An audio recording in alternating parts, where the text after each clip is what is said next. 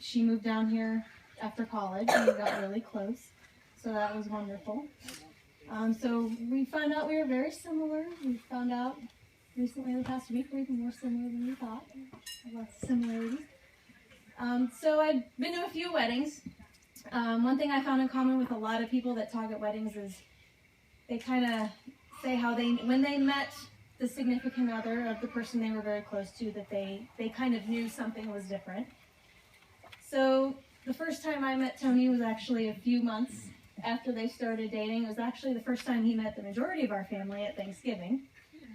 And I hadn't even seen him yet, or I hadn't met him yet. And I was standing there in my aunt and uncle's house, and he and Jack had come to Thanksgiving, and I look out the back window, and Sarah and Tony and Jack are walking out the back window, out in the backyard, and it was just kind of like everything else kind of faded away, and that's all I saw was the two of them. And I was like, ooh, that's kind of weird.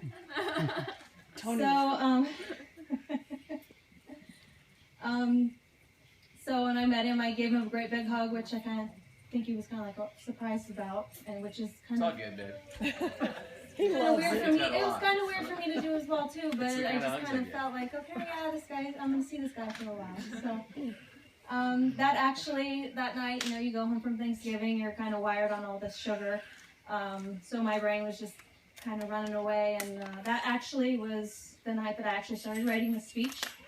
Oh my goodness. I didn't tell her that until after they got engaged, but that actually was the night that I started writing the speech.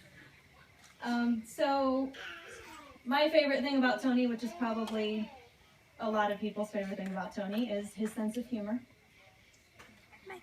One of the things that Sarah and I are very similar in is stressful situations. We get stressed like most people do. We stress out. Tony likes to bring humor to every situation, especially stressful situations, which is fantastic. That balances them out perfectly. And one of the main keys of that is that Tony knows what jokes to say in front of Sarah and what jokes not to say in front of Sarah. So for instance, when Sarah was pregnant with Essie, he definitely made her a little sick. So there was maybe that too. So one example of his filter is Sarah was in the car and Tony and I were in the Walgreens aisle, and he just started rattling off all of these jokes that he could not say in front of Sarah, and it was pretty great. Yeah, I do too. Basically, I'm very glad that she has found you, that you two have found each other. You make her laugh like I haven't seen anyone else make her laugh. So if you could just continue to make her laugh on a daily basis, I would greatly appreciate it. Yes, no problem. So if everyone would just join me in a toast to Sarah and Tony.